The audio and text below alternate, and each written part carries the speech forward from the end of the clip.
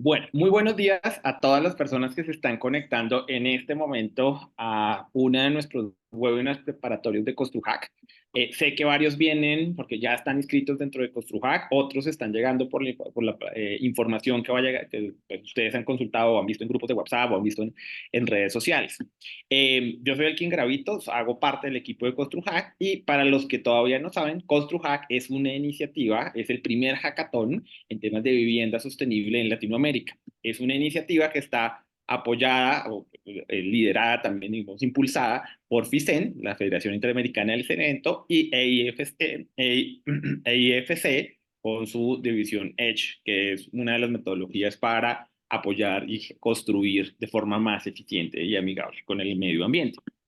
El día de hoy, pues tenemos a varios invitados muy importantes, a Manuel y a Matías, pero le voy a dar la palabra a Matías Polsonetti de FICEN, para que nos haga una pequeña introducción de FICEN y pues por supuesto que nos ayude a presentar a Matías. Muchas gracias a todos por estar acá, ya nos vemos.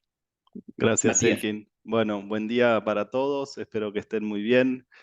Gracias por conectarse hoy. Tenemos un nuevo webinar en este proceso preparatorio para nuestro CostruHack. Confío que muchos de ustedes ya están registrados y si no es así, bueno, los invitamos a que formen parte de este gran evento en el cual tenemos mucho esfuerzo puesto y también, bueno, de alguna manera mucha confianza de que será una contribución para ir apoyando la construcción sostenible de vivienda en América Latina. Como saben, tuvimos ya 3 webinars hacia el final del año pasado, en el 2023, y tuvimos otros 3 webinars ya este año. Hemos tenido sesiones preparatorias referentes a la plataforma Edge para poder valorar proyectos. Hemos tenido también una presentación sobre el rol del cemento y el concreto en la construcción sostenible, una presentación con especialistas de Perú, que han contado algunas particularidades y opciones que hay desde Perú para poder concebir los proyectos que los participantes van a tener que desarrollar del 1 al 3 de marzo, la etapa específicamente de la competencia. Y el último de ellos ha sido un conversatorio también con especialistas desarrolladores del Perú que han contado un poco sobre tecnologías y alternativas que vienen aplicando para poder también apoyar la construcción sostenible. Así que eso un poco ha sido nuestro recorrido a hoy y hoy tenemos el gran agrado de contar con Manuel Lascarro. Él es director ejecutivo de la Federación Iberoamericana del Hormigón Premezclado y director ejecutivo también de la Cámara Colombiana del Cemento y del Concreto. Él, bueno, se imaginarán que tiene una trayectoria extensísima en el tema y es una voz más que autorizada para poder contarles cómo el sector bueno, trabaja en temas de descarbonización, de eficiencia en el uso de los materiales y por qué el concreto industrializado es una mejor alternativa en esta agenda. Así que sin ya mucha más preámbulo, le cedo la palabra a Manuel y bueno, estamos listos para comenzar. Bueno, muchas gracias, Matías, María José, Elkin, los colegas que veo por ahí también conectados, los amigos de IFC. Vamos a hablar hoy sobre el tema de innovación y soluciones de la industria de hormigón premezclado para la construcción sostenible, que es parte de lo que se ha estado haciendo. Creo que ustedes ya vieron algo de la hoja de ruta que se ha hecho a nivel de la industria de cemento concreto a nivel mundial con GCCA, del trabajo que ha hecho la FICEM, y vamos a aterrizar un poco en la aplicación que tiene que ver con el concreto, unos conceptos generales de lo que se está haciendo en el entendimiento de qué es esa sostenibilidad. De esto, pues ya se ha hablado bastante, yo creo que también lo han visto acá. Una primera definición, una primera claridad es que el concreto es esencial y seguirá siendo esencial. Lo dice Antonio Guterres, secretario general de Naciones Unidas, el año pasado en una intervención que hizo en la en GCCA, hablando de la importancia del cemento, no solamente la producción del material como tal, sino lo que produce para el desarrollo de la sociedad, el tema de vías, viviendas, que todas esas obras se traducen en servicios que dan un beneficio a la población. tener salud, tener seguridad, tener educación, tener trabajo, tener desarrollo, tener equidad, dependen de que existan obras que utilizan cemento concreto. Y adicionalmente, hoy tenemos una agenda de descarbonización, o los países tienen una agenda de descarbonización, descarbonizar el sector eléctrico. Se requieren para ello torres eólicas que tienen cimentaciones, y en muchos casos la torre misma hecha en concreto. Entonces, si nos vamos sector por sector, vamos a encontrar que siempre tenemos presente el material. Unas cifras generales: 4.200 millones de metros cúbicos de concreto a nivel mundial, donde hay pues una participación bastante importante de China. Estamos hablando de concreto premezclado. China hoy en día hace 10 veces lo que hace Estados Unidos, 11 veces lo que hace la Unión Europea, 20 veces lo que hace Latinoamérica. Y es una torta un poquito más concentrada aún de lo que tiene la producción de cemento a nivel mundial. Hay muchas iniciativas con esos volúmenes de consumo y con las necesidades que hay, orientadas a que se utilicen materiales bajos en carbono, desde el Global ABC, el Global Alliance for Building and Construction, que está impulsado por Naciones Unidas. Hay iniciativas lideradas por gobiernos de Francia e Emiratos Árabes, iniciativas lideradas por el gobierno de Canadá, que lo que están buscando es que exista no solamente la posibilidad de que se promueva la fabricación de los productos, sino que haya incentivos a que se haga el consumo. Particularmente lo que se llama el Green Public Procurement, o los programas de incentivo a la demanda verde, en donde ya hay un reconocimiento de que cuando exista la posibilidad de tener materiales bajos en carbono, y estos materiales tienen un mayor costo, los gobiernos como tal crearán esos incentivos para consumirlos y para que se puedan utilizar en las obras. Entonces, hay, digamos, que muchas iniciativas en este tema. No me voy a detener mucho porque son bastantes, pero el mensaje es: esto está en la agenda pública de descarbonización en el sector de la construcción, con un sentido muy importante. A nivel de la GCCA, seguramente esta gráfica ya la han visto. Me concentro también en dos de las palancas que tienen que ver con el concreto como tal. Tiene que ver con la eficiencia en el diseño y construcción, y con la eficiencia en la producción del concreto, con las dosificaciones y con el uso eficiente. Solamente en esos dos puntos ya llevamos 33% de la apuesta que tenemos por descarbonización en 2050, y a eso lo llevo, o le puedo sumar 6 puntos más, que es la descarbonización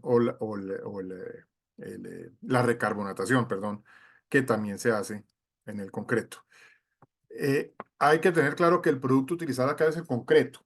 Pues nosotros tenemos cemento, el cemento se transforma y se convierte en concreto, que es el que finalmente termina en la estructura, en la obra, en el pavimento, y es donde se están haciendo, digamos, o colocando muchos reflectores en que lo que nos interesa al final es lograr que ese elemento de construcción tenga una huella baja en carbono. Yo no hago nada si yo tengo el cemento ultraverde del mundo, si al final se utiliza mal, se desperdicia, o se hace una obra con una especificación mal hecha, que no tiene una durabilidad adecuada y que yo tengo que volver a construir o a demoler.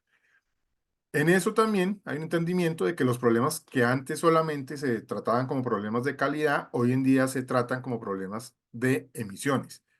Por decir algo, un concreto que no tiene las especificaciones, cuando llega una obra y lo devuelven, anteriormente era un problema de calidad que se contabilizaba como problema de calidad. Hoy en día, además de contabilizarse como problema de calidad, se contabiliza como un problema de emisiones adicionales que no se debieron haber producido.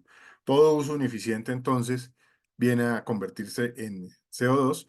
Y otro tema es que la modificación teórica no implica un resultado también de acuerdo a esa teoría. En el concreto hay muchas variables interviniendo, y las vamos a ver ahora.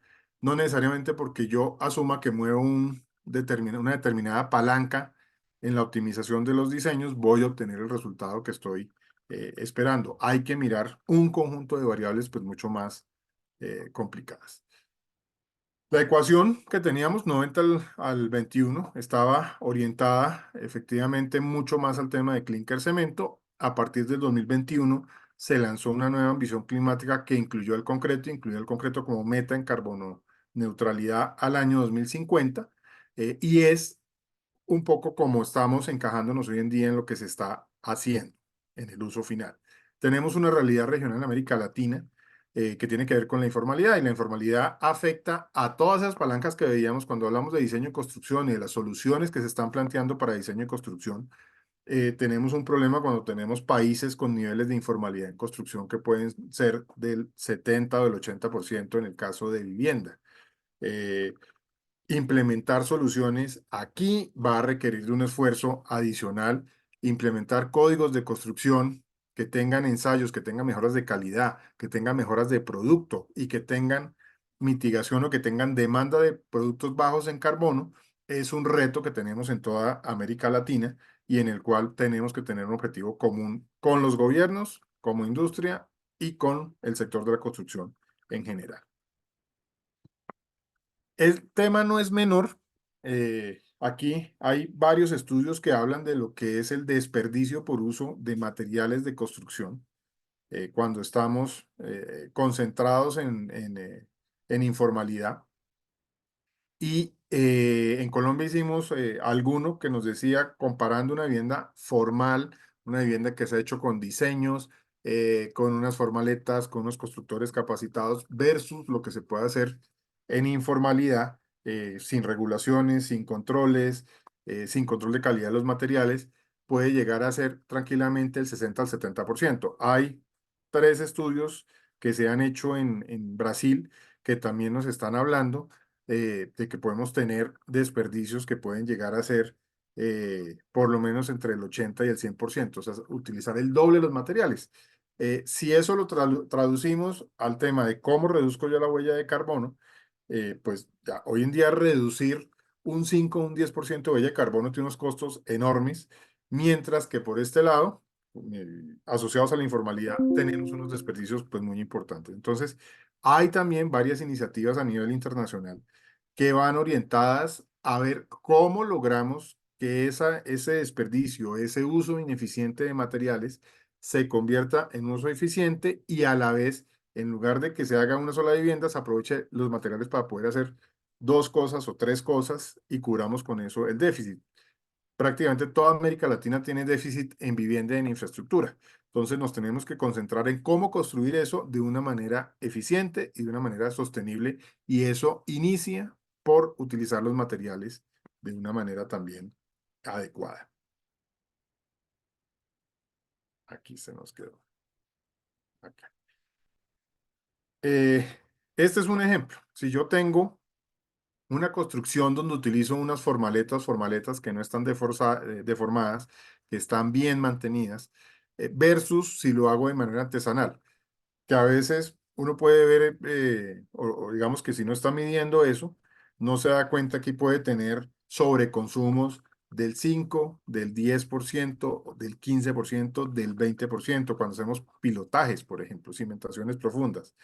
Uno tiene posibilidades de hacer prefabricación que tiene unos volúmenes controlados versus hacerlo también en sitio que puede tener unos consumos si no se conoce adecuadamente el terreno, no se conoce la zona. Entonces, estos son los temas que cuando nosotros estamos hablando en esas hojas de ruta que se han hecho a nivel internacional y hablamos de eficiencia en construcción, uno dice, bueno, ¿cómo vamos a llegar en nuestra región, cuando tenemos la realidad de la informalidad, a lograr esas metas ambiciosas que se están proponiendo? Hay elementos que se están haciendo en esto, el tema de la construcción 3D. ¿Cómo va eso a ahorrar materiales? ¿Cómo lo vamos a poder implementar en la región y cómo lo vamos a volver repetitivo? Eso está en la hoja de ruta mundial, pero repito, cuando venimos a nuestra realidad regional hay que mirar los factores que utilizamos. Aquí vamos a ver un ejemplo de aplicación en México.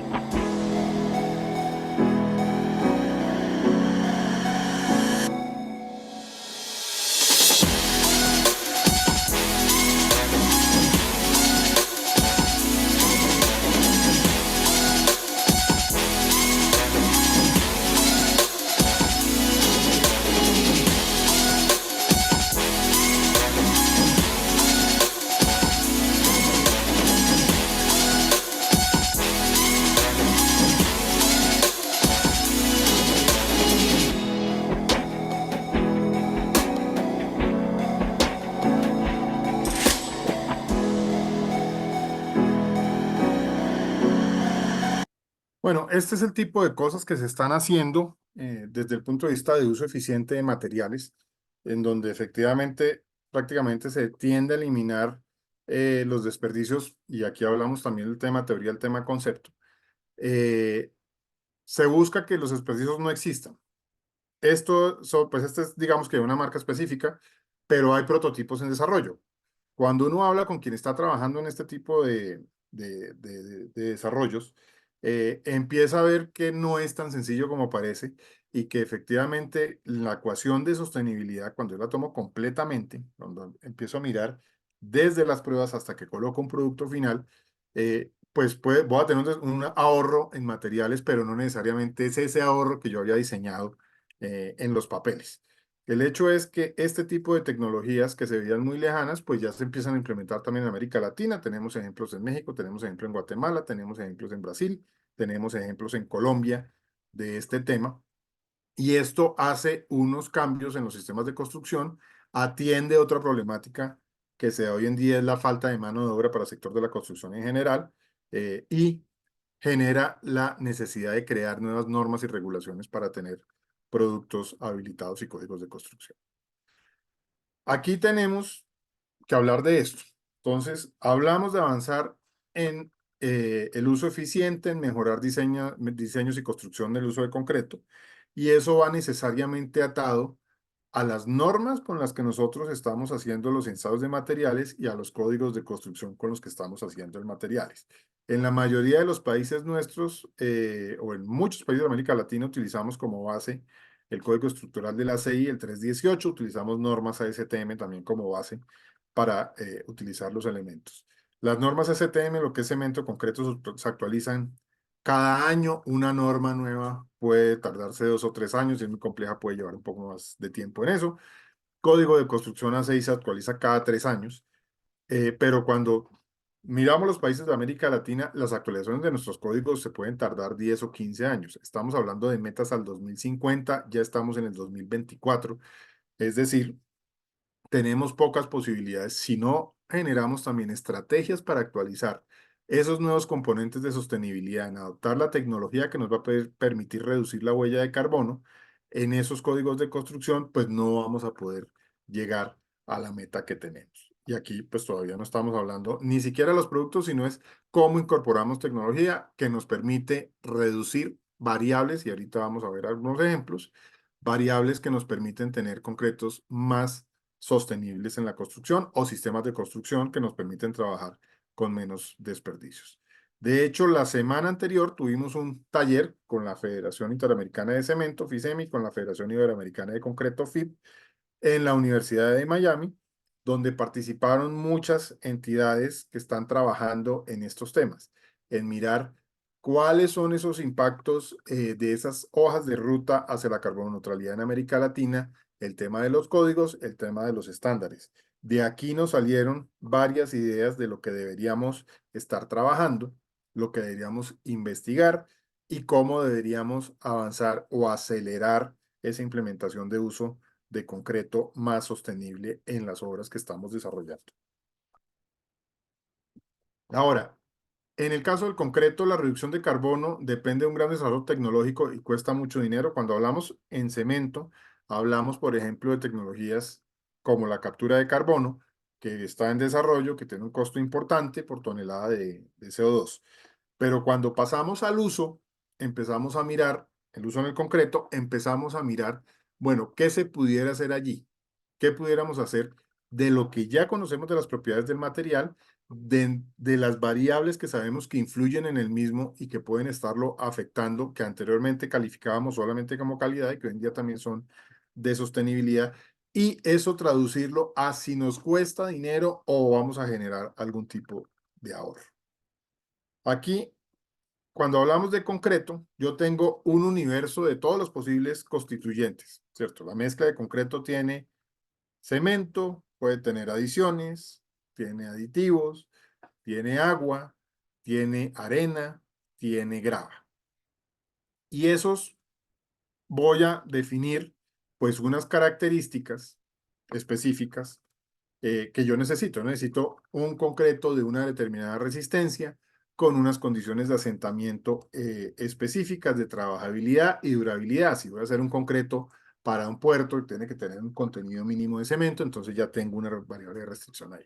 Entonces tengo todo el universo, luego restringo eso dependiendo de lo que yo necesito lograr con esa mezcla.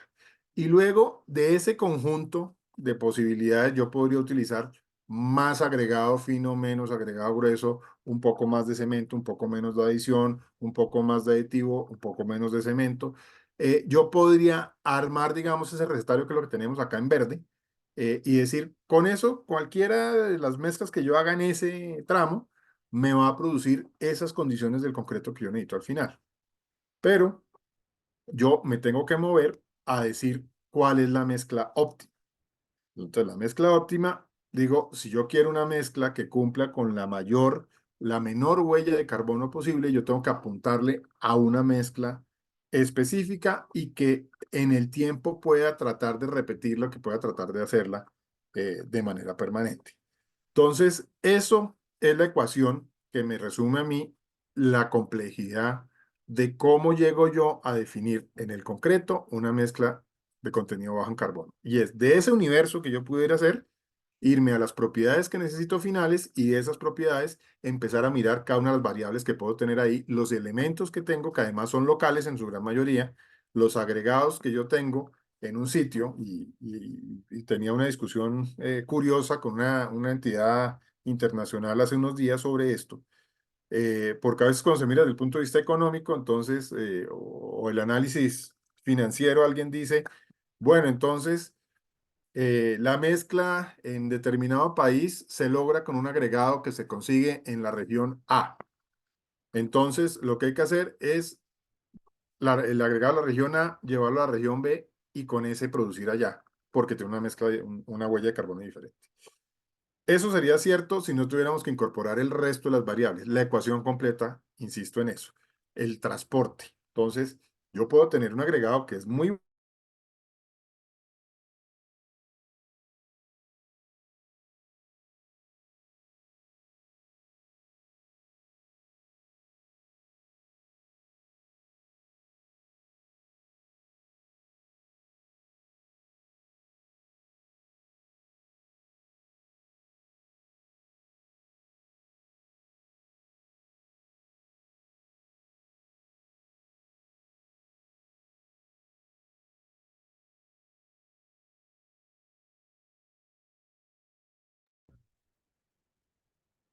Elkin, yo lo perdí a Manuel. No sé si es mío el problema o es No, común. se congeló. No, Ok. yo también ya te estaba escribiendo porque no sé. Aquí me fui. Ahí Desde estamos. cuándo me fui? Yo estaba aquí hablando solo haciendo... La inclusión de la variable de transporte, que hay que incluirla en Bueno, nos transporte perdimos tanto. para... Y allí vas, ahí te perdí yo. Listo. Entonces, la inclusión de la variable de transporte agrega una huella de carbono que no necesariamente genera que esto sea lo más sostenible. O el uso de agregados reciclados. En el concepto, puede ser que el uso de agregados reciclados suene muy bien, pero cuando lo llevo a la mezcla de hormigón, dependiendo de esas propiedades, porque aquí lo que yo tengo que entender en hormigón es que lo que interesa al final es para qué lo voy a usar y de ahí devolver.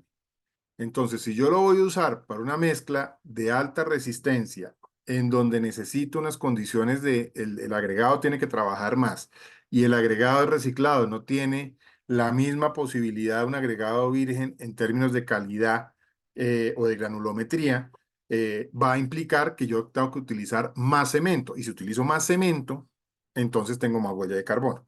Entonces, siempre hay que tener la ecuación completa de lo que yo necesito, en entendimiento de lo que yo necesito al final, y devolverme a ver cómo logro esa mezcla óptima para ese resultado con lo que tengo yo a la mano.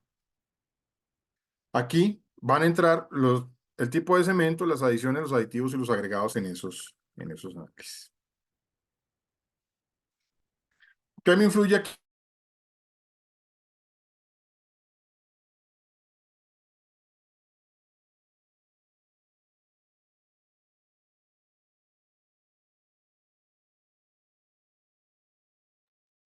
Creo que Manuel tiene problemas de conexión. Yo lo volví a dejar de escuchar. Sí, yo también. Se reveló de nuevo este aparato. Ahí ya te recuperamos. Sí. Esperemos a ver que no se nos caiga de nuevo. Ahí estamos. Eh, Quienes trabajan con cemento saben que no necesariamente la definición del cemento tipo 1 de la marca A o de la marca B o de la marca C se va a comportar exactamente igual en un diseño de mezclas. Pueden tener un rendimiento mayor o menor. Disponibilidad de las adiciones. Si yo estoy en Alemania tengo disponibilidad de escorias de alto horno que lo puedo utilizar acá. Si estoy en Bogotá, no tengo eso. Entonces, eso va y pudiera ayudar a bajar la huella de carbono. La tecnología de los aditivos, e igualmente, no todos los tipos de aditivos de todas las marcas funcionan igual con todos los tipos de cemento. También hay unos temas de compatibilidad ahí. Los tipos de agregados disponibles que influyen bastante en eso. En Sao Paulo, por ejemplo, utilizan 3 o 4 tipos de agregados y eso lleva a una dosificación de cemento. Las propiedades requeridas para el uso, obviamente, la forma en la que es elaborado, si lo hago en una planta central, si lo hago en el camión con una planta dosificadora, si lo hago en obra, la forma como lo utilizo, el sistema de colocación, si voy a utilizar un equipo de bombeo necesito o ya estoy condicionado a un tipo de mezcla que puedo utilizar, si lo voy a colocar en un pavimento es otro tipo de mezcla. Y los códigos y normas que a veces me colocan unos requerimientos mínimos de contenidos. El hecho es que aquí yo tengo muchas incertidumbres con todas esas variables y esas incertidumbres me llevan a tener pues unos márgenes de seguridad. Si yo ya sé que los ensayos para hacer el concreto son ensayos que están hechos a mano por una persona, digamos, que son susceptibles de error y que ahí estoy colocando en riesgo que me devuelvan un camión o que me devuelvan un producto, entonces puede haber unos temas de sobredosificación. Si yo estoy trabajando en una estructura, son concretos costosos o son elementos muy delicados, puede haber sobredosificaciones. En fin, la mala especificación, si enviamos el concreto que no era la obra, voy a tener un concreto devuelto y voy a tener pues también problemas o voy a tener un CO2. Entonces, esas variables, todas esas variables que hoy en día involucran la producción de concreto y el uso de concreto, me están llevando a tener pues unos márgenes superiores de emisiones a las deseables o a las que yo debiera tener. Eh, si yo pudiera tratar de achicar esas incertidumbres, pudiera reducir la huella de carbono. Y uno dice, bueno, pero ¿eso cuánto puede ser? Pues resulta que puede tener un porcentaje bastante importante. El tema de la dosificación adecuada con los agregados. O sea, hay estudios, un estudio que se hizo con 300 plantas, con un mismo tipo de cemento, diferentes tipos de agregados. Las diferencias podían ser entre un 25 a un 40% más de consumos de cemento entre una mezcla y otra para la misma resistencia y las mismas propiedades. Simplemente con temas de adecuada dosificación. Cuando utilizo una planta premezcladora con una planta dosificadora, yo puedo tener diferencias de consumos del 3%. Y así nos podemos ir yendo el tema de los concretos devueltos, que estamos hablando de un 5%. Todo eso hoy en día, que antes era problema de calidad, hoy en día lo vuelvo problema de sostenibilidad. Y el problema de sostenibilidad o la pregunta de sostenibilidad es cómo logramos entonces mejorar la incertidumbre en cada una de esas variables para reducir huella de carbono. Pues la respuesta está en la tecnología. Por un lado, el tema de los sistemas BIM que me permitan colocar los concretos en el punto que tienen que ser, de la resistencia que tienen que ser.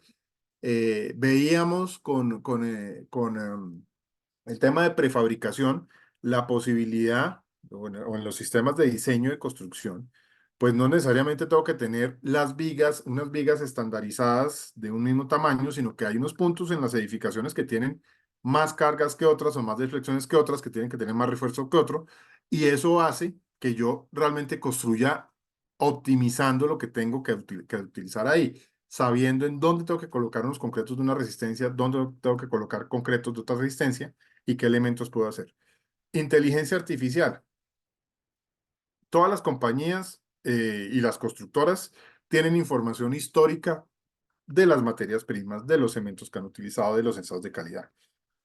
Pero es tanta la información que es muy difícil hoy en día analizar y llegar a una conclusión y encontrar a veces patrones que me permitan trabajar en esto. Hoy en día tenemos inteligencia artificial ya trabajando en análisis de datos específicamente para la industria de concreto, que está orientado con el exclusivo propósito de encontrar soluciones bajas en carbono. Y veremos algún ejemplo.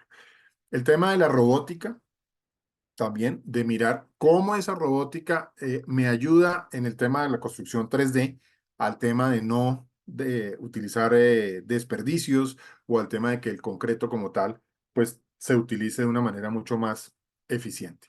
Y el tema de sensores. Sensores hoy en día existen sensores para los camiones, para las plantas, para los platos de, agregados, en fin, para las estructuras, para las muestras de concreto. Y eso me genera datos, pero esos datos, volvemos a lo que teníamos 2 puntos arriba, y es necesito analizarlos para poder tener algún tipo de conclusión y tomar algún tipo de acción. Aquí hay un ejemplo típico de utilización de la tecnología en un problema también tradicional. El tema del curado del concreto. El tema del curado del concreto, cuando el concreto no se cura adecuadamente, puede llegar a dar una resistencia del 20 o 25% por debajo de la resistencia que estaba esperada. Eso en los códigos de construcción de alguna manera termina castigando la resistencia o la dosificación que yo tengo que tener allá. Si yo estuviera seguro que una vez yo haga el concreto va a ser curado adecuadamente en la obra siempre y sin problemas, eso me ayuda a que yo pueda ajustar el diseño de mezclas, que pueda tener un contenido de cemento optimizado y que esté seguro que la estructura se va a comportar de acuerdo al desempeño que yo estaba esperando. Hoy en día ya existen sistemas como este, en donde se colocan unos sensores en el elemento que yo fundí, con un equipo que va analizando si el nivel de humedad es el adecuado en la pieza que se fundió, o sea, directamente en la obra. Y cuando el nivel de humedad disminuye de ese nivel adecuado, porque aquí el proceso para que el concreto para que el concreto endurezca, tiene que haber un proceso de hidratación del cemento completo, y en la medida en que yo le quito el agua, pues no se hidrata completamente, no llega a la resistencia. Entonces yo tengo que mantenerlo con la humedad adecuada, y estos sistemas lo que me advierten es dónde hay un nivel de humedad que no es el adecuado, que no tiene que ser necesariamente igual en todo el elemento, y en ese elemento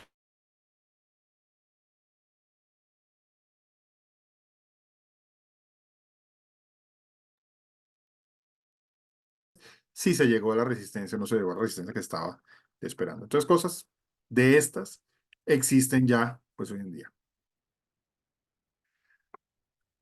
Preguntas básicas para trabajar en temas de sostenibilidad y reducir la huella de carbono aquí. Primero es, ¿se requiere el mismo concreto en toda la obra, sí o no?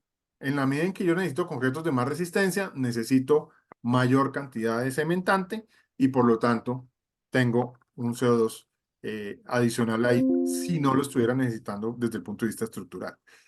Por el otro lado, si el código de construcción me lo permite, yo puedo utilizar concretos de alta resistencia o de alto desempeño y puedo reducir algunas de las secciones, entonces yo necesito menos material, y a pesar de que el metro cúbico de concreto por metro cúbico tenga una mayor huella de carbono, en el elemento, en el uso final, voy a tener una menor huella de carbono. Se pueden lograr concretos con menores coeficientes de variación, es decir, que si el concreto es de 21 megapascales, yo tengo una menor dispersión a lo que está generado, o sea, que me den mucho más pegados al 21, y no necesariamente que me den 25, 26 o 27 megapascales, que tengan un coeficiente de variación eh, pequeño, pues están las herramientas de análisis estadístico y de inteligencia artificial también para esto. Se está midiendo la calidad adecuadamente, o sea, estamos revisando que los sistemas de control, desde que se produce el material hasta que se coloca en la obra, tengan las menores fallas posibles y no llevarme a tomar decisiones equivocadas o de devolución de producto o de demolición como tal. Entonces, ahí hay que volver a entender que entre menos incertidumbre, yo tengo menos necesidad de sobreespecificar, menos cemento, menos CO2. Y eso depende de que yo ese sistema de calidad lo tenga suficientemente calibrado, tenga las personas entrenadas, tenga los equipos también calibrados, y sepa que lo que yo diseñé se produjo finalmente en el proyecto.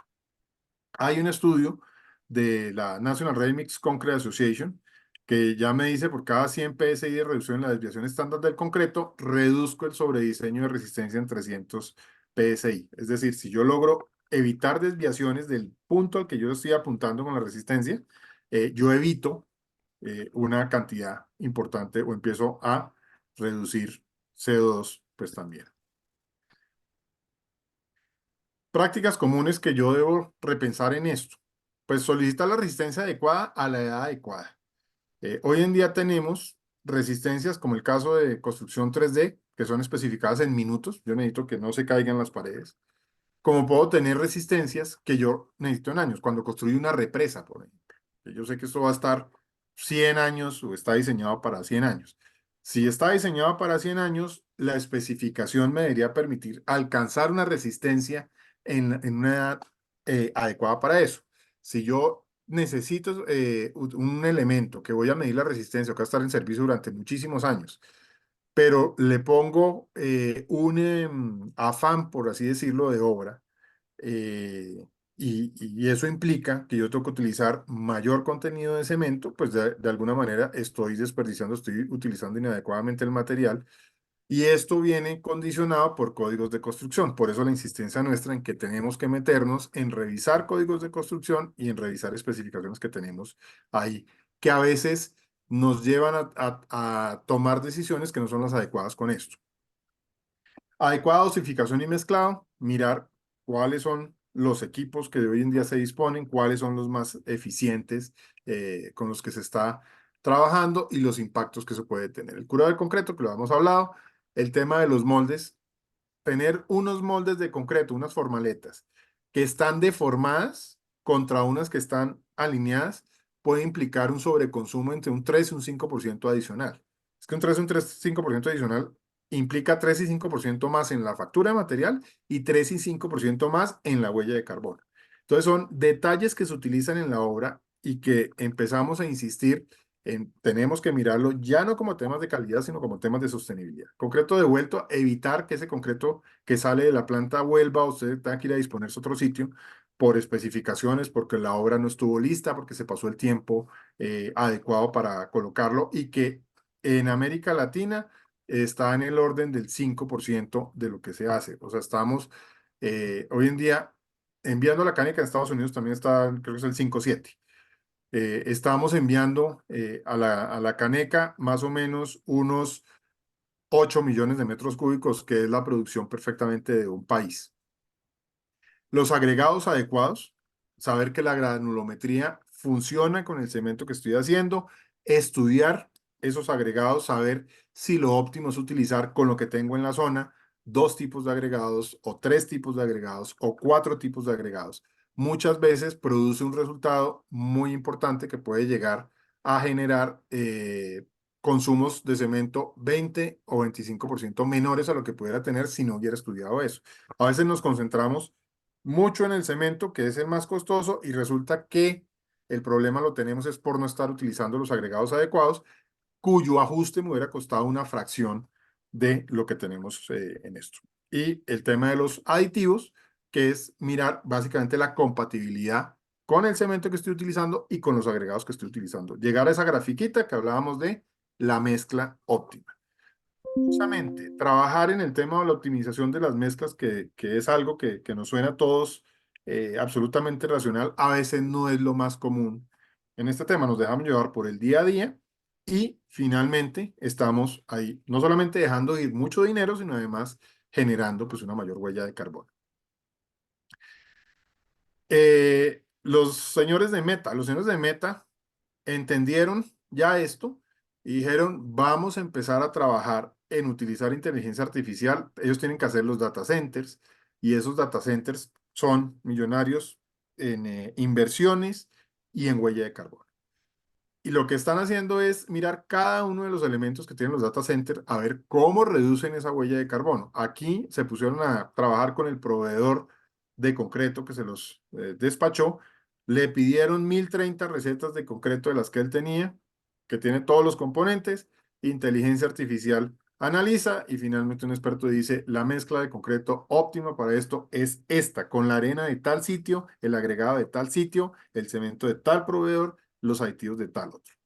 y eso le llega, en comparación con lo que hubieran podido hacer de la manera tradicional, a un 40% menos de huella de carbono. Luego, hay un análisis, obviamente hay un tema de tecnología aquí, pero ellos están trabajando, y si miramos las grandes compañías de este ramo, todas están metidas hoy en día en el tema de los concretos bajos en carbono y en mirar cómo se aplica la tecnología ya. La iniciativa tal vez más importante que tenemos en América, es la que se está haciendo en el MIT, el Concrete Sustainability Hub. Es un hub que es financiado, la mitad por la Asociación de Cemento, la mitad por la Asociación, de Concreto, por la Fundación para el Avance del Concreto. Ellos tienen tres focos, uno que va hacia la carboneutralidad del concreto, en mirar cómo el metro cúbico de concreto, se puede hacer de menor huella. El segundo, que es infraestructura o las aplicaciones, enfocados en cómo se hace la infraestructura baja en carbono y cuáles son las variables que hay ahí. Y el tercero, la resiliencia. Resiliencia que se va a entender que así yo tenga el cemento más verde, lo logre convertir en el concreto más verde, lo logre llegar a la construcción óptima. Si yo no miré que era una zona en donde se inundan las cosas, pues voy a perder la inversión y voy a tener que volver a construirlo. Luego es lo menos sostenible que puede haber, en esto. Entonces, hay un tema aquí que es resiliencia igual a la sostenibilidad. En el primer capítulo, están trabajando a nivel nano en esas interacciones de las partículas, lo que decíamos ahorita, cemento, agregados, aditivos, agua, en ver cómo eso se puede hacer de la manera más eficiente posible, cómo el grano de cemento se adhiere a los agregados y genera unas propiedades al final que además sean menos susceptibles de problemas de calidad o menos susceptibles de variaciones mediante tecnologías de aditivos o mediante estudios previos. Entonces, hay una rama dedicada a este tema. La segunda rama dedicada al tema de la infraestructura sostenible, hay un ejercicio ya en donde se pusieron a mirar, y cuando tenemos unas vías, en unos materiales, unas vías en concreto. Miraron la interacción de las llantas de los vehículos contra eso, la resistencia que le produce en cada uno, y determinaron que la resistencia que puede haber en el concreto es menor a otros materiales.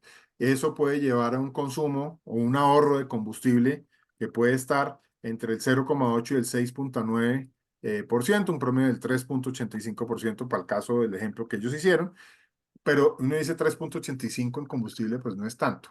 Pero cuando uno dice, bueno, pues 3,85% de todos los camiones que transitan por una autopista durante 50 años, ya empezamos a decir, eso es un valor económico en combustible, eso es una reducción equivalente en CO2. Luego, la conclusión terminó siendo, influye no solamente el material, sino la calidad con la que se hace el pavimento. Qué tan plano quedó, qué tan alineado quedó. No es lo mismo si quedó arrugado, así quedó completamente plano. Entonces, trabajan estos temas y esto ya lo trasladan a el tema de las infraestructuras en las ciudades. ¿De qué pasa? Tienen un último estudio en esto, en donde no solamente miran, bueno, cuándo regionalmente qué implicaría en combustible, sino además el concreto refleja la luz solar que termina calentando también el entorno, los edificios, y los edificios terminan requiriendo energía para refrigeración. Entonces, ya esto va avanzado hacia un estudio en donde nos dicen hay unos efectos por la utilización de concreto en unas determinadas, ciudades donde se concentra, calor, y puede generar gases de efecto invernadero porque estamos teniendo, mayores temperaturas, hoy en día, el famoso tema del calentamiento global. Y el último tema que está mirando MIT tiene que ver con infraestructura, tema de los peligros naturales. En Estados Unidos hablan de 50 billones anuales por impacto por terremotos, huracanes, incendios, que tienen allá. Y dicen, en la medida en que trabajemos solamente mirando una parte del pastel, que es hacer los materiales sostenibles y aplicarlos de manera sostenible, no tiene un impacto en la sostenibilidad real si no miramos la resiliencia, si no miramos que eso que construimos pueda seguir en operación en un corto tiempo y pueda volver a prestar el servicio. Porque si tenemos un puente y nuevamente el puente con el cemento más verde, pero a la primera inundación quedó sumergido y no volvió a funcionar, tengo que volver a hacer otro y tengo que volver a gastar material. Entonces, ellos dicen, tenemos que concentrarnos en el tema de la resiliencia y entenderlo como una variable de trabajo con esto. Con IFC, de hecho, también hay una calculadora de índice de construcción resiliente que está ahorita en desarrollo y que están probando. Sé que hay un proyecto ya para Dominicana, en Estados Unidos están haciendo una calificación y es ese índice tiene que terminar diciendo en unas determinadas construcciones qué tan vulnerables son para cualquiera de los riesgos que pudiera tener ahí de incendio, terremoto o huracán. Si lo miramos en América Latina, había ya antecedentes con esto. Por allá en el año 2000, tal vez se hizo una ley en Estados Unidos que estaba orientada a invertir recursos no en la atención de los desastres, sino en la prevención de los desastres. Porque cuando comparábamos un evento de igual magnitud, un sismo de 6.5 grados, por ejemplo, en California, contra un sismo de 6.5 grados en Salvador, Guatemala, Colombia, el número de edificaciones o el número de muertos que se producen son diametralmente, o digamos que son exponencialmente, en el caso de América Latina, altos comparados con lo que pasa en Estados Unidos. Entonces, esto es un tema en el que nos toca también empezar a trabajar y es no solamente preocuparnos porque el material y la construcción que hagamos tenga un sello de certificación ambiental, sino porque en realidad también sea resiliente. Desafortunadamente tenemos casos como el de Haití. Después del sismo, 2 años después del terremoto, en la reconstrucción no había estándares para el tema de los bloques y se hizo un estudio donde se encontró que el promedio que había de lo que estaban en las obras de construcción era menos de la mitad de la resistencia mínima recomendada para las obras. O sea, a veces nos pasan cosas y volvemos a tener problemas con esto. Y eso nuevamente es, hoy en día, también huella de carbono. Ya casi para cerrar, contarles simplemente del sistema de certificación mundial de abastecimiento responsable para concreto. Este es un sistema del Concrete Sustainability Council, que es una organización con sede en Suiza. Ha tenido para América Latina el respaldo de la red One Planet de Naciones Unidas, de UNEP, y hoy en día tenemos plantas certificadas en Guatemala, Colombia, Ecuador, Argentina, Panamá, Perú, y en este primer semestre esperamos tener ya México también. El propósito de esto es, nosotros tenemos unas cadenas de abastecimiento para producir el concreto. Tenemos unos requisitos mínimos, por ejemplo, protegerlo de temas de derechos humanos, trabajo infantil, políticas con los proveedores, permisos ambientales. Entonces, este sistema lo que hace es verificar que existen unos requisitos mínimos, unos prerequisitos, y posteriormente empezar a mirar qué tan desarrollado está el sistema de sostenibilidad de ese proveedor de concreto premezclado. Si trabaja con un proveedor de cemento que también tenga una certificación de proveedor, es decir, que también tenga los permisos, que tenga unos planes de descarbonización, con unos proveedores de agregados que tengan las licencias y los permisos. El 50% de los agregados de América Latina son informales. Entonces, lo que hace esto es garantizarle al comprador al final que está adquiriendo un producto que tuvo un proceso de verificación por una tercera parte, alineado con unas consultas que se hicieron previamente con unos stakeholders y que además termina dando puntajes en los sistemas de calificación de construcciones sostenibles. Hoy en día está reconocido en el sistema LEED, en el sistema Envision, en el DGNB, en el BREEAM, y adicionalmente el año pasado ya lo reconoció el Guatemala Green Building Council en el sistema CASA, que es una adaptación local que se tiene allí.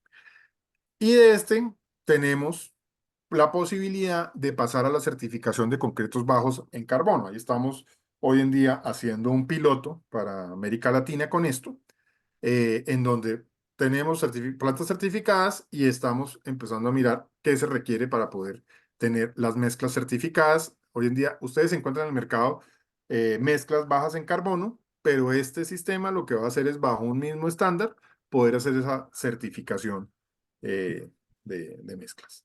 Ahora, al margen de todos los temas de la producción, y digamos de la mezcla como tal, pues la industria está trabajando en otros asuntos, como tiene que ser la descarbonización del transporte y la producción, utilizar mezcladoras de gas natural, eléctricas, de hidrógeno, de biogás, que es un poco la tendencia. Tenemos unas flotas urbanas, se están haciendo pruebas en América Latina de mezcladoras eléctricas que ya tenemos desde el año pasado. Se está mirando la posibilidad de hacer unas mezclas con hidrógeno. Hay mezcladoras de gas en algunos países y todo eso va finalmente a la huella de carbono del metro cúbico de concreto. Como conclusión en esto, pues cemento, concreto seguirán siendo esenciales para la construcción y para la agenda de descarbonización. El buen uso del concreto es fundamental acá para poder alcanzar neutralidad. No solamente basta con que hagamos un metro cúbico de menos carbono, sino que tenemos que mirar siempre el uso para poder alcanzar los objetivos. Hay muchas iniciativas de interés en curso con el mayor rigor técnico de todo tipo, lideradas por gobiernos, lideradas por organizaciones como la nuestra, como la GCCA, como FICEM, que están trabajando en este tema, como el Concrete Sustainability Council. Lo que estamos intentando hacer, que era parte del taller que hicimos la semana anterior, es todo esto se tiene que relacionar porque no podemos tener 10 recetas o tratar de servir el mismo plato con 10 visiones completamente diferentes. Tenemos que tener unos acuerdos mínimos en cuáles son esos objetivos que tenemos que desarrollar ahí.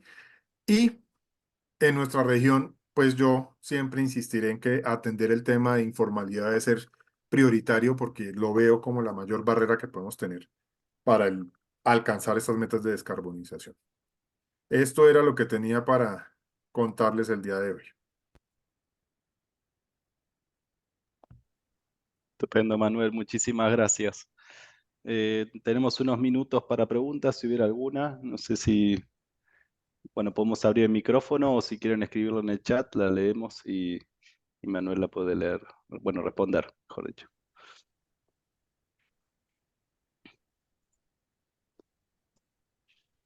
De momento todavía no tenemos preguntas. Recuerden, les voy a volver a compartir el link para los que llegaron un poquito después, donde los que no se hayan inscrito en CostruHack, pues pueden hacer la instrucción a CostruHack. Aprovecho la cuña mientras te deciden a hacer preguntas. Gracias, Elkin. Yo, Manuel, te hago una pregunta, a ver si así animamos al resto. Si vos tuvieras que sugerirles a los participantes del ConstruHack alternativas de tipos de concretos que la industria hoy tiene dentro de sus nóminas de dosificaciones, ¿qué te parece que ellos deberían bueno, pensar como alternativas? Bueno, naturalmente son proyectos de vivienda de interés social, ¿no? Entonces, Sí, yo creo que se pudiera trabajar ahí en el tema por ejemplo, construcción o temas de autoconstrucción con uso eficiente de concreto. Y he visto algunos sistemas que son de producción de bloques, que son como Legos, que facilitan por un lado el control de materiales cuando se están haciendo las piezas, facilitan el control de calidad, se pudieran trabajar unos diseños de mezclas para eso, y adicionalmente en el sistema de montaje también me van a poder ayudar con eso. Entonces, si uno pudiera proponer algo de ese estilo y hacer alguna comparación contra lo que es una construcción informal tradicional, calcular una huella de carbono, por ejemplo, con el tema mediante sistemas constructivos que pudieran ser aplicados para construcción rural o algo de este tipo, yo creo que esa podría ser un trabajo interesante. El otro pudiera estar orientado al tema de optimización de mezclas también en ese entorno en cómo se logra una selección adecuada de agregados, temas de sugerencias de mejoras, el de aditivos para hacer, para trabajo de la mezcla en sitio, cuando se trabaja con eso. Y un tercero que pudiera ser el tema de minimización de desperdicios en las operaciones de descargue, cuando llega la mixer a la obra, porque ahí también pues tenemos unos volúmenes importantes que se quedan. O sea, si estoy utilizando un equipo de bombeo, pues hay que meter unos metros cúbicos que queda ahí. Si estoy utilizando balde o algo, pues quedan a los lados o un mezcladero. Entonces, el tema de optimización en la descarga de material en obra, ese puede ser otro tema para trabajar. Y se trabaja con productor de concreto y con constructor. Bien. Si hay alguna pregunta, no. Parecería que no. Ok. Bueno, sí, tan tímidos. Bueno, Y como listos. esta presentación, ¿tú no la compartes? ¿No la puedes compartir? Sí, señor, yo se las mando. Bien, Perfecto. Ok, Bueno, igualmente el video queda disponible en la página de ConstruHack, también, bueno, en el espacio de YouTube, que es en definitiva el lugar donde queda alojado. Y si eventualmente alguno de los que están en esta reunión, o más adelante tiene alguna pregunta para Manuel, si quieren nos la acercan y buscamos la forma para tener esa respuesta. Así que eh, no se queden con dudas de cosas que de pronto en la competencia les puedan ayudar a tener un mejor proyecto. bueno, pues ahí quedo a disposición al equipo que quiera trabajar temas con plantas de concreto o algo, pues. Ah, no, yo no puedo, ¿no? Pues estoy de jurado.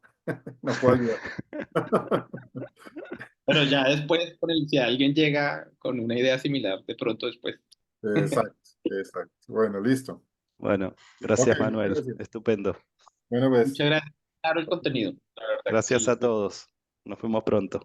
gracias. Vale. Chao a todos. Muchas gracias por estar acá. A ustedes, muchas gracias.